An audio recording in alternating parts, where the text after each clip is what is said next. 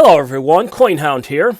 The Buffalo nickel is one of the most iconic coins ever produced in American history. And it is a long-standing favorite of collectors and has captured the imagination of both young and old up until the present day.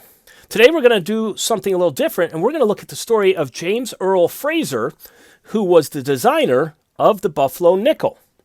Now, Mr. Fraser, who's pictured on the screen there, was born in 1876 in Minnesota, but he was raised in South Dakota. His father worked for the railroads, and while living on the frontier in South Dakota, Mr. Fraser had the opportunity to interact with and to meet various Native Americans. And that is going to provide inspiration for a good bit of his future work as a sculptor. He took up sculpting at a fairly young age, and I guess he appeared to have a talent for it, so he was sent by his family to Chicago to study at the Art Institute. At the young age of 18, he produced what is his most well-known sculpture, which is known as the End of the Trail, pictured here. Now, when I look at this, I can see a sculpture that is very much influenced, in my mind, by his interactions with Native Americans on the frontier in the 1880s, because that's the time when the Native American story, as an independent people, as having their own lands, was kind of coming to a close. You'd had a number of years of the Indian Wars after the Civil War. The Indians did have some victories here and there, but generally overall they were on the losing side and were steadily ceding their land. And by 1790, they pretty much had been defeated and were basically having to resign themselves to living on reservations and living under the rule of the United States government from that point forward. And so you can kind of see the defeat just emanating out of that sculpture. So it's a very powerful sculpture. And I had seen it previously over the years, coming across it from time to time.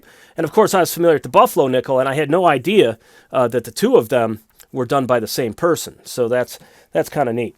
All right. Anyway, so Fraser went on and ended up studying in Paris for a number of years.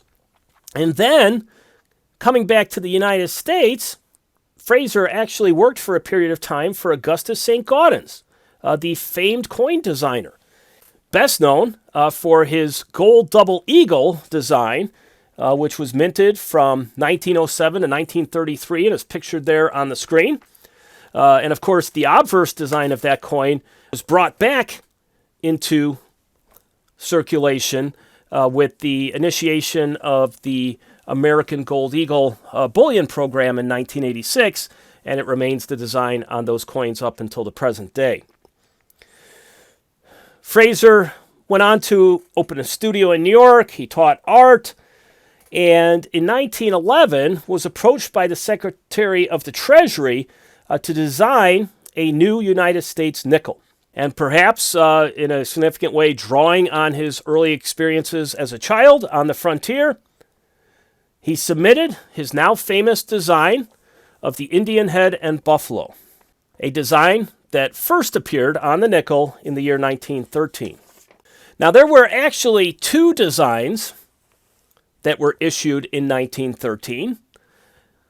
The first one, pictured here, and also pictured on the left here. Due to some production problems, the bottom of the reverse was altered a bit, as you can see there. The original design, the 5 cents, was on top of a little bit of a mound that the buffalo was standing on, and they removed that and they recessed that bottom part and then put the 5 cents on top of it. I guess the first design was kind of causing some problems with the dies as they were stamping the coins. So they made that change in the year, midstream in the year, and so it was the second design there on the right that came to be the one that was used the rest of the run through 1938. And so they are basically referred to as the Type 1 design and the Type 2 design.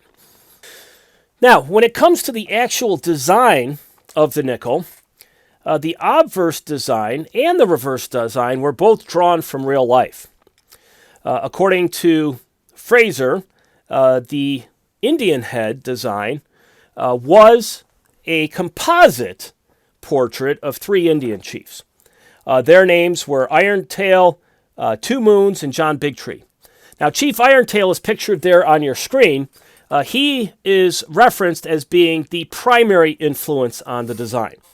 And then when it comes to the reverse, apparently the inspiration for the reverse design was a buffalo called Black Diamond, which was a real-life buffalo that apparently lived and was at the New York Zoological Gardens, now known as the Bronx Zoo, who was very popular with the public. I have not been able to track down any pictures of that particular bison, so instead I've thrown up this slab here, a PCGS slab that is a Black Diamond designation on it. This is kind of an APMEX exclusive issue that comes out each year, and it sort of commemorates and harkens back to that very first buffalo that inspired the reverse design of the coin. So that's kind of a neat connection there, and I figured if I couldn't get a picture of the buffalo, maybe this would do the job. Now, this design, produced by Fraser, received mixed reviews when it first came out. But with the passage of time, the design has become highly popular and a favorite amongst collectors. Although production of the nickels ceased long ago in 1938, and Fraser himself died in 1953, the design continues to capture the imagination of collectors today. And it can be found on generic silver rounds of various types produced by various mints. As you can see here, this is a generic silver round from the Mason Mint. You can see the double M there below the feather on the Indian head. And those generic silver buffalo rounds are very popular amongst collectors. And then, of course, the design is also found today on the 1-ounce American Gold Buffalo coin, which is produced by the U.S. Mint and pictured on your screen there. And I personally think that this American Gold Buffalo coin, even though it's using an old design, is one of the most beautiful coins I've ever seen.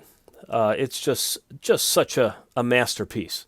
So the design lives on, seems to be as popular as ever, if not growing in popularity.